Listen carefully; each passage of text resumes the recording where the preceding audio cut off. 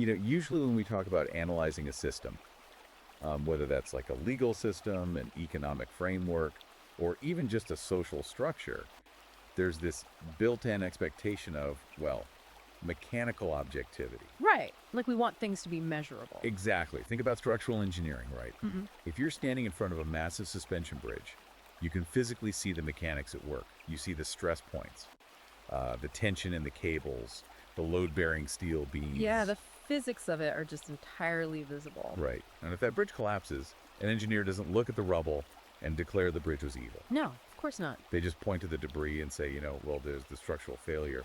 The tensile strength of that specific alloy was just insufficient for the sheer weight of the traffic. It's a highly comforting way to view the world, honestly. I mean, we inherently want our institutions to operate under those exact same objective, visible rules of physics. We really do. We prefer to categorize societal failures like soaring divorce rates or a total collapse in birth rates as just, accidents of bureaucracy, or like simple inefficiencies that can be patched up with a new policy or a slightly better blueprint. But then you step out of the realm of concrete and steel, and you step into the world of modern family law, gender dynamics, institutional authority. Yeah. And suddenly that clean, objective engineering blueprint is completely on fire. It's just ash. We are looking at a landscape that, according to the source material we are unpacking today, isn't just experiencing a structural failure. It's actually functioning with, lethal, calculated precision. Yeah. It is actively hostile. Which is a very heavy premise. It is the explosive premise of the deep dive we're taking today. So to you, the listener, especially if you're someone who has been navigating the men's rights space, or if you're deeply familiar with the red pill community, or honestly, if you're just invested in understanding the historical trajectory of our modern institutions and how they reach this absolute boiling point, welcome. This deep dive is definitely speaking directly to you. It is. Now, before we get lost in the weeds here, I want to make sure you have the tools to follow along. So please hit that like button, subscribe to the show. And if you really want to see the unvarnished architecture of these arguments for yourself, I highly recommend heading over to Amazon Kindle or Google Play Books right now. Yeah, you're going to want the source text for this one. You definitely will. You want to pick up the digital ebook we are dissecting today. It's called Assets in Exile: Navigating the Systemic Legal Assault on Fatherhood and the Dark Night of the Modern Man by Conrad Reicher. Reicher's work is, profound. And to say it's incredibly dense would be a massive understatement. Yeah, it's heavy. So let's establish our mission parameters right out of the gate for this conversation. We are unpacking a highly charged, entirely uncompromising 2026 manifesto. I mean, Reicher wrote this book specifically for men who feel alienated, marginalized, and, in his exact words, actively hunted by the modern world. Hunted. Yeah. The text contains intense, politically charged critiques of feminism, of Marxism, and of the fundamental nature of the state itself. Which means we need to be crystal clear with you, the listener, about our role here today. We are maintaining strict, unshakable neutrality. Absolutely. We aren't here to endorse Reicher's viewpoints, nor are we here to validate them, debunk them, or offer some kind of moral critique. We are not taking a political side. Our job is to act strictly as your impartial expert guides. We're basically mapping the terrain. Exactly. We're going to map out exactly what Conrad Reicher is arguing, examine the philosophical and legal architecture he uses to build those arguments, and try to understand why this specific manifesto is resonating so fiercely and so rapidly within the manosphere. And the hook Reicher uses to pull the reader in is just massive in its scope. He does not argue that the modern legal and cultural system is broken. Right. He argues the exact opposite. He claims it is working with terrifying perfection, operating exactly as it was designed to. He characterizes the current institutional landscape as and this is his term, a satanic hydra of Marxism and feminism that has deliberately, methodically captured our institutions. And its primary, underlying function. According to him, it is to systematically extract wealth from men and fundamentally criminalize the biological and social role of fatherhood. That is a staggering claim to make. It really is. And what strikes me is that he doesn't just, throw out a term like satanic hydra as a cheap buzzword to get clicks. He spends chapters going deep into the ancient world to build the foundation for this case. To understand assets and exile, you really have to understand the toolkit Reicher is bringing to the table here. Yeah, he isn't just citing modern court cases. Not at all. His methodology is fascinating. He leans heavily on classical Western philosophy, specifically pulling frameworks from Aristotle and Thomas Aquinas. He utilizes the psychological resilience of Stoicism. Yeah? But perhaps the most surprising and effective tool he uses throughout the whole book is etymology. The history of words. Exactly, the historical roots and the evolution of words themselves.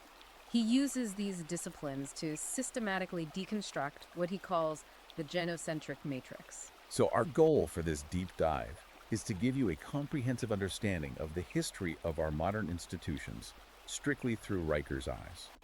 We want to explore the exact mechanisms of how he believes they were captured by these ideologies, and outline the radical steps he insists men must take to reclaim their authority. Right, and if we're starting with his toolkit, we have to start exactly where Riker starts, which is with language. I found this part incredibly compelling.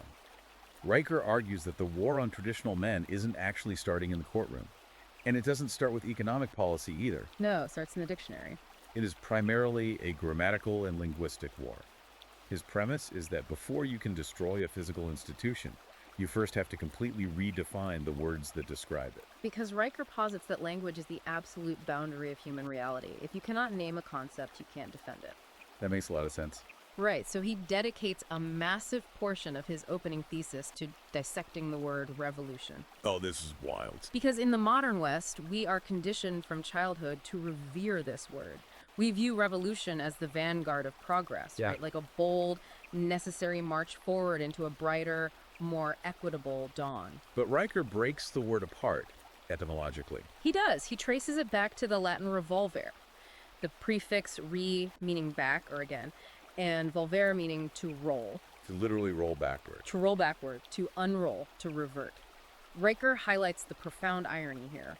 Every modern left-wing revolution, which explicitly claims to be about forward motion and linear progress, literally means regression in its own etymological grammar. Wow. And he supplements this with the Greek philosophical term allogon, which translates to that which is contrary to reason, or the irrational. So he's arguing that the ideological revolutionary can't even name his own political project without inherently contradicting himself. Precisely. In Riker's framework, revolution is purely parasitic. It never builds cathedrals, it doesn't author brilliant legal codes, and it doesn't create infrastructure. It only exists to roll back the order and stability that masculine energy previously built. Which introduces us to that deeply visceral metaphor he uses, the Satanic Hydra. I want to understand how he connects this concept of linguistic, rolling back to the specific enemies he identifies. Because he breaks this Hydra down into three distinct cooperating heads. You have Marxism, feminism, and a broader cultural atmosphere. And Riker views these not as separate movements at all, but as highly synergistic components of the exact same beast. In his analysis, Marxism provided the theoretical and economic scaffolding necessary to target and destroy the patriarchal family. The pure Marxist economic theory, like debates about the proletariat and the bourgeoisie, it's too dry. Yeah, exactly. It doesn't inspire the visceral, burning passion required for a full cultural takeover. It needs a psychological vehicle to actually gain mass traction. And that is where Riker claims the second head of the Hydra, feminism, enters the equation.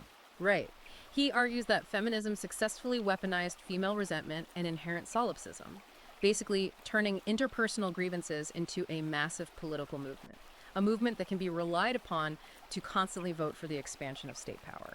Okay, I want to push back slightly on that, or at least ask for a little clarification, because when he brings in the third head, the broader culture, he leans heavily on Herbert Marcuse and this idea of repressive tolerance. Yes. But tolerance, by definition, implies allowing things you disagree with. Yeah. So how does Riker square that circle? Like, how can tolerance be repressive? That paradox is the exact mechanism of the third head.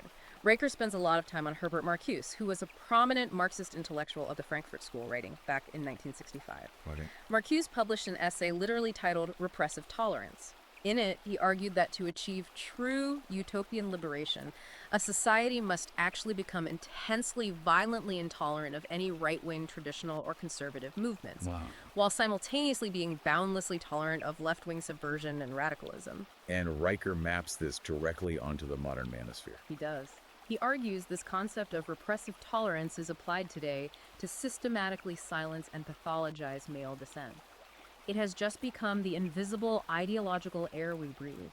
It makes it socially unacceptable and sometimes professionally fatal to even question the dismantling of traditional masculinity. So under Marcuse's framework, if a man stands up and advocates for the traditional nuclear family, the culture is taught to view that not as a differing opinion to be tolerated, but as an act of oppression that must be silenced in the name of liberation. Exactly. That's the repressive part. That is wild. And this is where Riker moves from just analyzing words to actively reclaiming them. He does this so powerfully with the word dominion from Genesis 1.26. Oh, yeah. If you read modern sociological critiques, dominion is almost universally framed as a synonym for tyranny. It's framed as the patriarchal excuse men use to oppress women and exploit the earth. And Riker attacks that modern interpretation head-on. He traces the etymology and the ancient theology of the word, specifically the Hebrew word rada. Riker asserts that rada does not translate to tyranny or brute exploitation. It is a royal and priestly mandate for stewardship.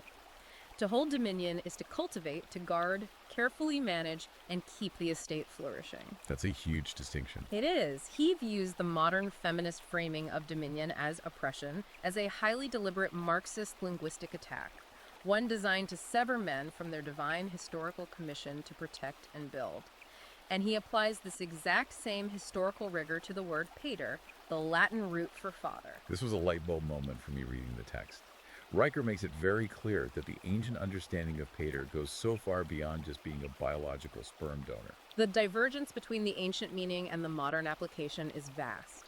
The Proto-Indo-European root of the word traitor carries a deep foundational connotation of nourishment, physical protection, and upholding a structure. Riker literally calls the father the load-bearing wall of the household.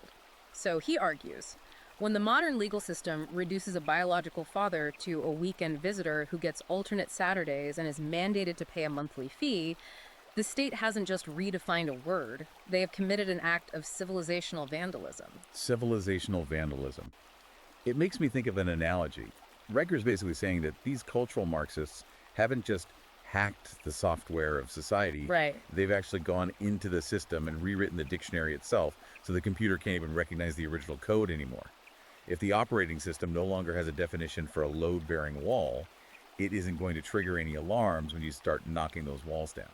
That analogy perfectly captures his thesis on language. If you delete the vocabulary of strength, protection, and stewardship, you delete the culture's ability to even conceptualize those virtues, let alone actually defend them. Which leads me to wonder, how does Riker connect this foundational linguistic manipulation to his ideas about collective guilt? Because a major theme in Assets in Exile is how modern men are systematically made to feel guilty for things they haven't even done, or for simply possessing masculine traits. How does the linguistic war enable that? Riker identifies collective guilt as the ultimate goal of rewriting the dictionary. He points out that classical Western jurisprudence, which is heavily influenced by Christian theology and Roman law, hinges entirely on individual moral responsibility. You are judged by your specific actions, your intent. Exactly. But he argues that the left uses broad and nebulous linguistic framing terms like toxic masculinity, patriarchal oppression, or systemic bias to completely bypass individual actions. Instead, they assign a collective inherited guilt to all men for the actions of a pathological few, or for the perceived historical sins of imaginary ancestors. He goes so far as to call this process Marxist witchcraft, which is an incredibly loaded phrase. He uses witchcraft very intentionally. In his view, by accepting these terms, by adopting an apologetic posture for historical crimes you didn't commit, or by apologizing for your innate biological drive to protect and provide, you are abandoning the logos. The logos being the rational, objective order of the universe. Right. You are submitting to an irrational spell, the witchcraft. You are agreeing to let the system judge you as an abstract, formless oppressor rather than a distinct individual. And if you agree to be an abstract oppressor in the cultural dictionary, it's only a matter of time before the law treats you like one. This linguistic warfare isn't just a fun debate happening in university sociology departments. No, not at all. Riker claims this is fully operationalized and armed with the very real physical power of the state, which pulls us directly into the consequences of this linguistic shift. If the dictionary has been rewritten to make traditional fatherhood invisible or inherently oppressive, how does that actually look when a man steps into a courtroom? Because the vocabulary isn't just theory anymore, it becomes case law. That transition from theory to operationalized state power is the core of his critique of the family court system, a system which he aggressively relabels as an administrative cartel. A cartel? Yes. Riker completely abandons the polite fiction that family court is a venue for justice, mediation, or conflict resolution. He treats it as a ruthless, highly optimized, revenue-generating machine And to prove how this machine was built, he takes the reader back to a very specific historical pivot point. The year 1969 in California. Exactly. The moment Governor Ronald Reagan signed no-fault divorce into law, which, Riker must find deeply ironic given Reagan's conservative legacy. Oh, the irony is definitely not lost on him. Riker uses 1969 as ground zero. Prior to this legislation, marriage in the Western legal tradition was understood as a binding covenant. Breaking that covenant required a legal demonstration of fault. Someone had to prove adultery, severe abuse, or total abandonment. Right.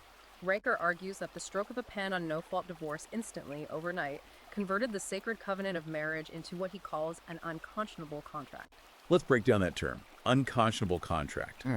Because in standard contract law, if you and I sign an agreement for a business, and I break the contract just because I feel like it, I am the one liable. I pay the damages. Riker is pointing out a massive legal anomaly here. You're hitting on the exact legal friction point Riker highlights. Under no-fault divorce, the legal standard is entirely inverted. Riker points out that suddenly, under this new legal framework, a man could be unilaterally expelled from his own property, entirely stripped of daily access to his children, and forced to fund the destruction of his own family through alimony and child support without ever breaking a single vow. Wow. The party who initiates the dissolution of the contract faces zero legal penalty and, in fact, is often financially incentivized by the courts to do so. I want to pause on that because it is a profound and, frankly, disturbing reframing of how we view divorce. Usually society views a divorce as a tragedy of a relationship failing. It's two people who just couldn't make it work. Riker is saying, no, it's a systemic feature, not a bug. He essentially views the modern divorce industry as a state-sanctioned mechanism where the biological father is stripped of his humanity and treated merely as a disposable financial resource. Yes. But I have to ask, is this really a planned, calculated extraction? Or is it just a messy, poorly designed social welfare program that got out of hand? Like, how does he actually prove the cartel aspect? Riker attempts to prove the cartel aspect by following the flow of money. He directs his focus specifically to Title 4BD of the Social Security Act, which was passed in 1975. Okay, we need to really unpack Title 4D because this is where Riker makes his most explosive claim, that the state actually profits directly from fatherlessness. How does that mechanism physically work? According to Riker's breakdown, Title 4VD creates a perverse, multi-billion-dollar incentive structure that fundamentally corrupts the judiciary. The mechanics are complex but crucial. Under this federal law, the government reimburses states for a significant portion of the administrative costs of running child support enforcement programs. But beyond just covering costs, the federal government also pays states incentive payments based on the sheer volume of child support they successfully collect and enforce. Wait, hold on. The state gets federal bonus money based on how much child support it extracts. That is Riker's core financial thesis. He argues that this creates a direct, mathematically measurable vested interest for the state to create single-mother households. Because a married two-parent household generates zero Title 4B federal matching funds. Right. But the moment you eject the father from the home and establish a child support order, that family becomes a revenue-generating unit for the state bureaucracy. This triggers federal funding, expands bureaucratic budgets, and justifies the hiring of more state employees. So by legally ejecting the father, the court manufactures a dependent single mother, which allows the state to step in as this parasitic middleman, continually harvesting the man's labor under the guise of child welfare. Riker formalizes this dynamic into a really bleak syllogism. The system is explicitly designed to transfer male resources to women without requiring any reciprocal female marital commitment, effectively making the state the ultimate proxy husband. The proxy husband. Right. The state provides the financial security that the traditional husband used to provide, but the state funds this by violently extracting those resources from the exiled husband. And he argues this extraction is enforced brutally, completely bypassing standard constitutional protections against debt peonage through mechanisms like the Bradley Amendment. The Bradley Amendment. He refers to this as enforcing a system of unconstitutional male peonage. What exactly did the Bradley Amendment do? Passed in 1986, the Bradley Amendment mandated that child support obligations cannot be retroactively modified or forgiven by a judge, even in cases of severe hardship. So there's no leniency at all? None. Riker argues this creates a terrifying legal trap. If a man loses his job, falls into a coma, or is physically injured and cannot pay his mandated support, the debt continues to accrue with interest permanently. He argues this creates a literal system of indentured servitude. Unbelievable. And the ultimate enforcement mechanism for this debt isn't just a hit to your credit score, it is backed by the threat of being thrown into a cage. He calls it debtor's prison operating under a different name. In this system, you are no longer a citizen endowed with rights. You are merely a resource node to be mined. And he paints a terrifying picture of how this entire extraction process is often initiated. Before you even get to child support, you have to be removed from the home. He talks about the sword of Damocles, the ex parte restraining order. This is a critical piece of his argument regarding due process. Ex parte is a legal term that literally translates to by one side or from one party.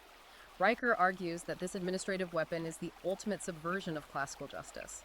In an ex parte hearing, a woman can walk into a courthouse, make an entirely unverified, purely subjective claim that she fears her husband, and a judge will sign an order forcibly removing that man from his home. And the man isn't even in the room to defend himself. Exactly. He is completely unaware. There doesn't need to be any physical violence, no police report, no arrest, and no trial.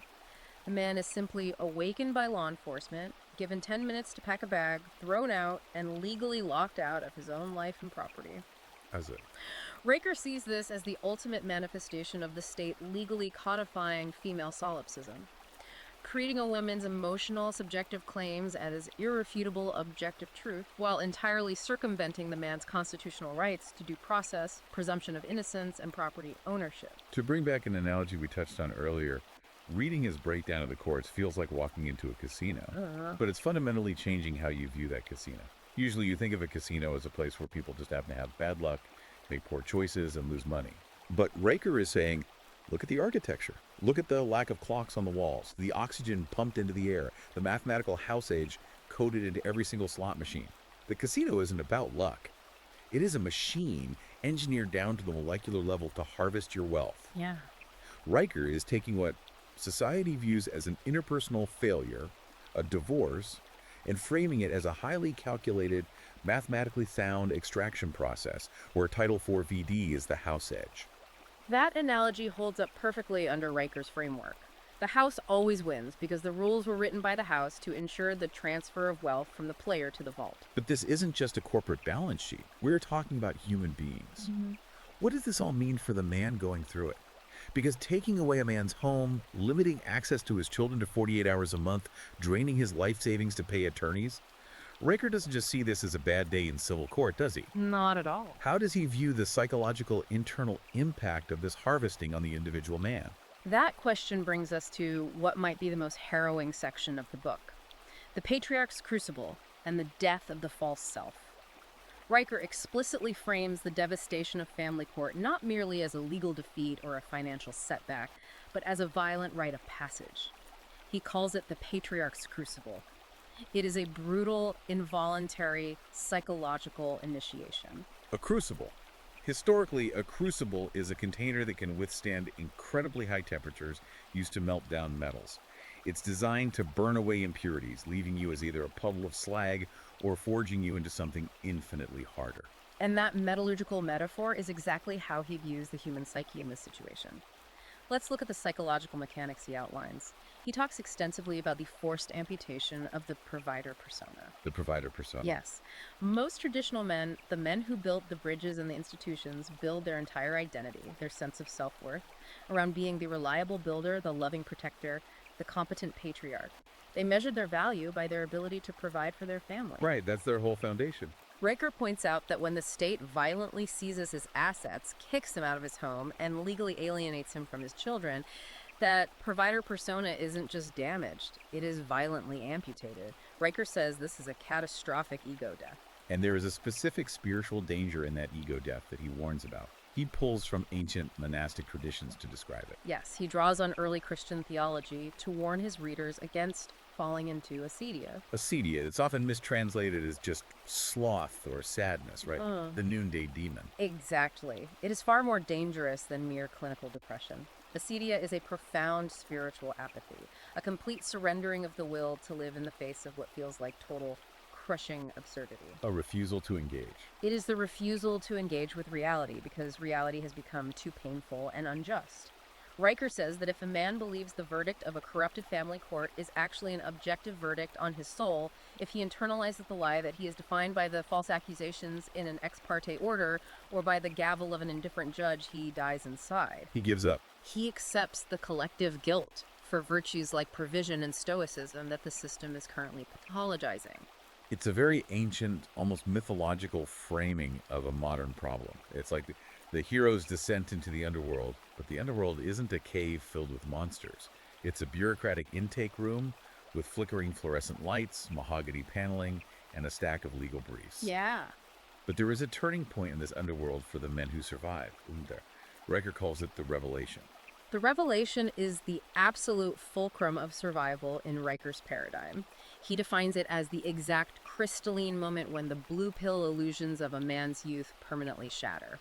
Oh, wow. It is the moment he stops expecting fairness. It's the moment he looks across the courtroom at the judge, the opposing counsel, and the mother of his children, and realizes with absolute chilling clarity that the system does not operate on objective justice, fair play, or reciprocal love. It operates entirely on power. Primitive power dynamics and the transfer of wealth. In that moment of revelation, the veil drops. The man sees the cold machinery of the Matrix. He realizes he is no longer a citizen endowed with inalienable rights, but a biological utility to be managed and harvested by the administrative state. And the cost of this realization, or more accurately, the cost of failing to achieve this revelation and instead falling completely into acedia, is measured in actual human lives. Yes, it is. Riker isn't just dealing in metaphors here. He brings in some absolutely staggering statistics regarding the suicide rate of divorced fathers. This is where his writing becomes incredibly dark and uncompromising. Riker cites epidemiological data showing that divorced men who have been separated from their children are nearly 10 times more likely to die by suicide than married fathers. 10. He completely rejects the mainstream psychological narrative that this epidemic of male suicide is simply a tragedy of weak men who just couldn't handle the emotional stress of a breakup and need more therapy. He asserts that this mass death is the expected mathematical consequence of the system spiritually assassinating a man. Spiritually assassinating him by severing him from his biological telos. Yes. Telos is Aristotle's concept of the final cause, the ultimate purpose inherent in a thing. An acorn's telos is to become an oak tree. A man's biological and spiritual telos, according to Riker, is to protect his lineage and build a foundation for his family. Right. If you cut a man off from his lineage, seize the resources he generated to protect them, and tell him through every institutional megaphone that his very existence as a traditional male is toxic and criminal, you have thwarted his telos. Suicide, in Riker's view, is not a failure of the man. It is the highly predictable result of systemic spiritual assassination by a hostile state. That is heavy. It's a completely bleak landscape. So the question naturally becomes one of survival. Once a man survives this crucible, once he passes through the violent ego death, actively rejects the demon of acedia, and experiences that cold revelation about how the system actually works, what kind of mindset does Riker say he must adopt to protect himself going forward? Right, because he can't be the same person. Because he clearly can't go back to being the naive man he was before the divorce. Surviving the crucible requires forging new armor, which brings us to Riker's blueprint for rebuilding: Aristotelian logic, somatic frame, and the total deconstruction of the myth of toxic masculinity. Riker insists that to survive and eventually thrive, a man must completely, utterly reject what he calls the therapeutic state, The therapeutic state. and instead arm himself with classical logic and an unbreakable stoic frame. Let's unpack this concept of the therapeutic state and how he aggressively deconstructs the term toxic masculinity. Because if you look at any HR department or university campus today, that term is just ubiquitous. Riker views the phrase toxic masculinity as the ultimate ontologically inverted linguistic manipulation.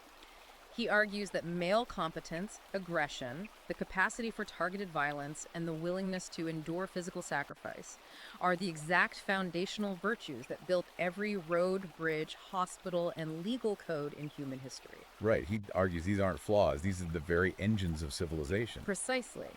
And by pathologizing the innate male protective and competitive instincts, by broadly labeling them toxic, Riker argues the cultural left is executing a calculated long-term strategy to leave civilization completely defenseless against true tyranny. Because the protectors are gone. Exactly. If you convince men that their strength is a disease, they will voluntarily stand down and apologize while their homes, their borders, and their institutions are pillaged. And he traces the institutionalization of this gaslighting back to a very specific policy framework from 1981, the Duluth model. The Duluth model of domestic abuse intervention is central to his argument about how the therapeutic state corrupted the law. Riker claims the Duluth model was created not from empirical psychological science or blind justice, but from raw, radical, feminist ideological resentment. Wow. Originating in the early 80s, the Duluth framework explicitly defines domestic abuse almost entirely as a tool of male patriarchal power and control. Which, mechanically speaking, legally erases any male victims of female violence. Because if the theory dictates that only men can exert patriarchal power, then female violence is either categorized as self-defense or completely ignored. Yes. Riker points out that this model institutionalizes a narrative of absolute inherent female innocence and absolute inherent male guilt directly into law enforcement protocols. That's terrifying. He goes so far as to map the clinical definition of borderline personality disorder, characterized by extreme gaslighting, a perpetual sense of victimhood, emotional volatility, and manipulation onto modern feminist political organizing. He argues the Duluth model essentially weaponizes emotional terrorism on a societal scale to justify endless legal concessions and the stripping of male due process. It is an intense indictment of the system. Yep. But the book isn't just critique, right? It transitions into highly tactical advice for the individual man. And this is where Riker brings in Stephen Porteous's polyvagal theory. Yes. For the listener who might not be a neuroscientist, polyvagal theory is a framework for understanding how our autonomic nervous system, specifically the vagus nerve, responds to stress, danger, and social connection. Riker brilliantly applies this biological framework to what he calls the somatic frame. He argues that maintaining your grasp on reality and your emotional control isn't just an intellectual exercise, it is deeply somatic, meaning it exists physically in the body. Okay, so how does that work in practice? When a man is faced with And this biological imperative of remaining grounded in the face of chaos ties perfectly into how Riker utilizes the philosophy of Aristotle and Thomas Aquinas. He introduces this ancient concept of form and matter. This is perhaps his deepest and most controversial philosophical argument. In Aristotelian hylomorphism, all physical reality consists of a combination of form and matter. Right. Think of building a house. The bricks, the wood, the nails, that is the matter. It has potential, but it is just a pile of stuff. The architectural blueprint, the guiding principle that organizes that stuff into a structured house that is the form. Okay, that follows. Riker maps this directly onto gender dynamics. He associates form with the masculine principle, the ordering logos, the rational, structural principle that gives shape to reality. He associates matter with the feminine principle, fluid, emotional, and full of raw potential. And he argues that matter without form isn't liberation. It is just undirected, destructive chaos. Yes. Without the masculine formal principle to structure and protect it, the material principle dissolves into pure, undirected emotional chaos. To prove this empirically, Riker points to the statistics surrounding single-mother households. Oh, the prison stats. Right. He notes that children raised without fathers account for over 80% of the prison population, represent the vast majority of high school dropouts, and dominate youth suicide statistics. He uses this as grim, objective proof of what happens when the masculine formal principle abdicates or is exiled by the state. Without the ordering, disciplinary logos of the father, the home literally dissolves into chaos. It's a fascinating, deeply classical contrast he draws between what a man is historically supposed to be and what the modern state-managed system actually produces. He contrasts the historical knight with what he derisively calls the modern white knight. The juxtaposition is stark and intentional. The historical knight, Riker says, was a man of action and restraint. He was an ascetic warrior sworn to a transcendent, objective code of honor. He fasted, he prayed, he trained his body for war, and most importantly, he subordinated his individual ego and his fleeting feelings to a cosmic hierarchy. He served the logos. He served the logos, not his own emotions or the shifting opinions of the crowd. And the modern white knight? The modern white knight is the ultimate sycophant. Riker actually traces the etymology of that word to the Greek word sycophantes, which historically meant an informant who manufactures false grievances and accusations for personal profit or social standing. Wow, that fits perfectly. The modern white knight manufactures grievances on behalf of women to gain algorithmic validation and social media clout. He is not ascetic. He is addicted to digital consumption and pornography. He is utterly obedient to whatever the prevailing cultural algorithm tells him is socially acceptable this week. He calls this archetype the uninitiated gamma male, a man addicted to screens and terrified of physical confrontation. So if modern society is perfectly designed to produce this weak, compliant gamma male, and the legal system is actively, mathematically hostile to the traditional patriarch, what is Riker's ultimate blueprint for the men who have survived the crucible? Where do they go from here? Do they try to vote harder? Do they try to reform the family courts? This brings us to the culmination of the manifesto, the restoration, the building of parallel institutions, and the concept of the domestic church. Right. Riker's solution is absolute and radical. He argues that men must completely stop trying to fix a rigged system. Stop donating to political campaigns that promise to tweak family law. Stop trying to rationally debate the ideologically possessed masses who are addicted to the therapeutic state. So what's the alternative? The only viable solution, he insists, is total tactical withdrawal and the immediate building of parallel institutions. Total tactical withdrawal. It reminds me of the analogy of a burning building. If you wake up and realize the massive skyscraper you live in is fundamentally compromised, structurally unsound, and currently engulfed in flames, you don't stand in the hallway trying to argue with the fire. No, you die. You don't try to put it out with a glass of water. You grab your family, you get out, and you use your energy to build a new fireproof house next door. That is exactly his strategy. He advocates for a philosophy of amor fati, the love of fate. He tells his readers to accept the suffering, the unfairness of the courts as the very fire that forged their steel. Embrace it. Practically, this tactical withdrawal means both economic and social secession. He explicitly, unequivocally tells men to refuse to marry under the current state-sanctioned legal framework because signing an unconscionable contract is a violation of logic. Makes sense under his framework. He advises men to protect their assets fiercely through legal trusts and decentralized finance, and to invest all of their surplus energy, time, and capital into building male-only communities. He talks specifically about reviving the concept of guilds and localized fraternities. Yes, he envisions a network of physical and digital fraternities built on trust, shared competence, and trade that exists completely parallel to the official corporate economy. And these fraternities must have rigorous, stoic vetting procedures. So not just a social club. This isn't just a social club. If a man demonstrates that he prioritizes female validation over the brotherhood, or if he lacks emotional control, Riker says he is a security risk to the parallel institution and must be exiled immediately. But he makes it clear that the most important parallel institution a man can build isn't a trade guild or fraternity, it's what he calls the domestic church. For fathers, especially those who have retained access to their children, the ultimate fortress isn't made of stone or encrypted servers. It's the intellectual and spiritual fortress he builds inside his son's skull. Oh, that's a powerful image. Riker insists that a father must establish the metaphysics of respect over affection. Which means a total, unapologetic rejection of modern parenting trends. Completely.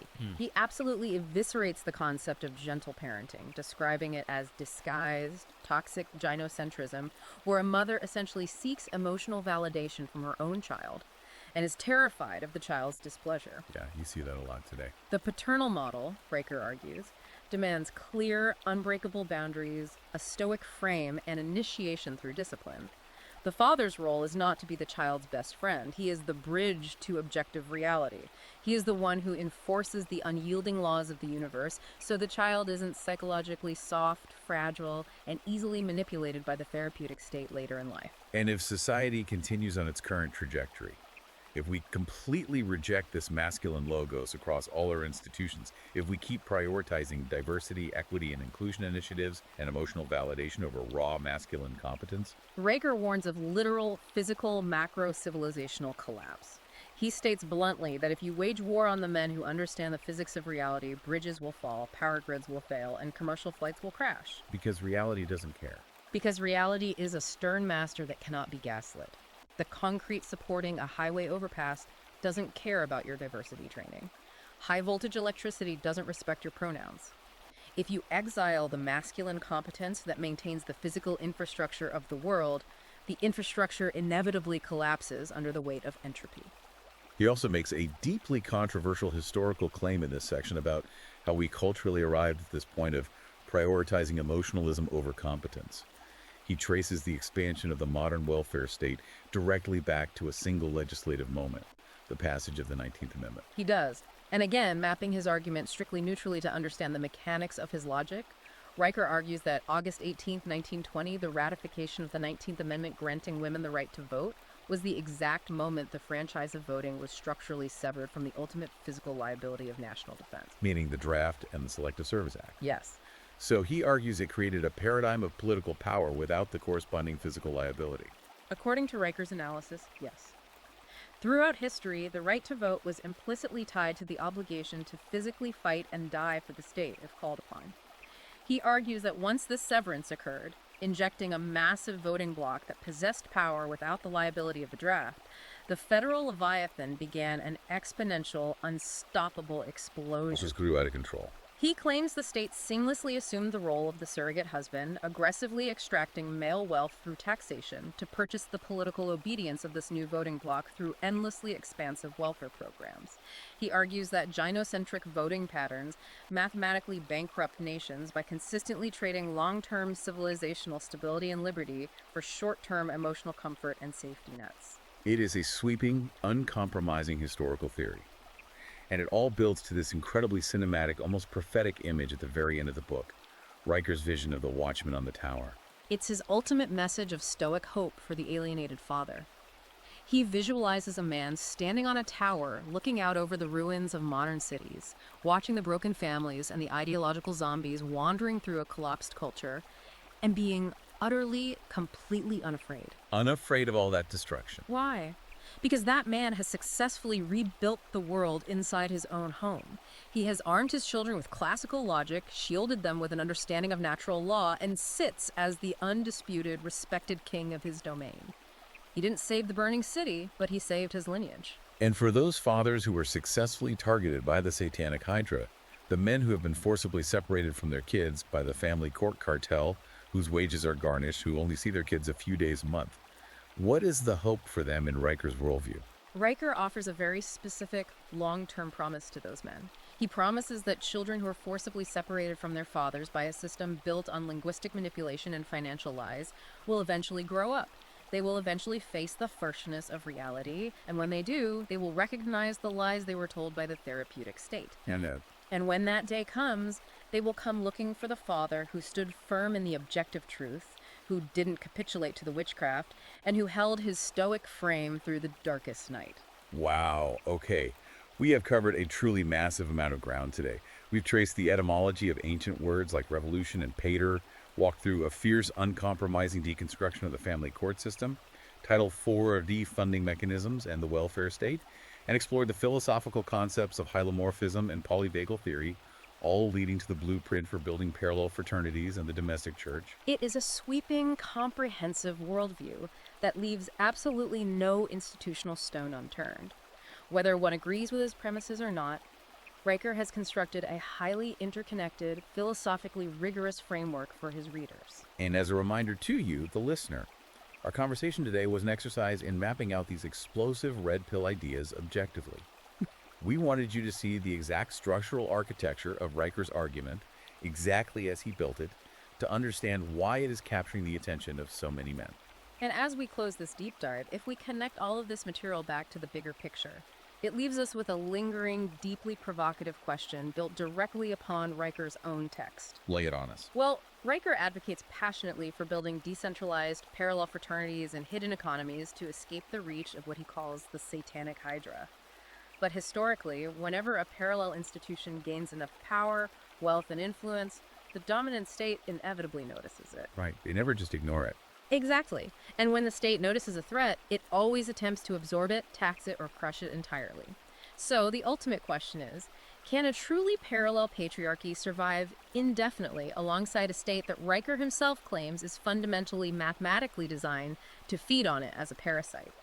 Or is a final, direct, and perhaps physical collision inevitable? That is a profound thought to chew on. Bring it back to that bridge analogy we started with. Can you really build a new, perfectly engineered bridge right next to one that is structurally collapsing and entirely engulfed in flames without the fire eventually jumping across the gap. I don't know. If you found this exploration of the manosphere's latest foundational text valuable, and you want to understand these mechanics firsthand, you need to engage with the source material yourself. You need to see how the arguments are constructed word by word, unvarnished by our summary. So like and subscribe to this show right now, and then go immediately to Amazon Kindle or Google Play Books and buy Assets in Exile by Conrad Reicher. Highly recommended if you want the full picture. And to follow his continuing work as he attempts to build these parallel structures in real time, make sure you subscribe to @Conrad and Reicher on Substack. Until next time, keep looking at the blueprint and keep diving deep.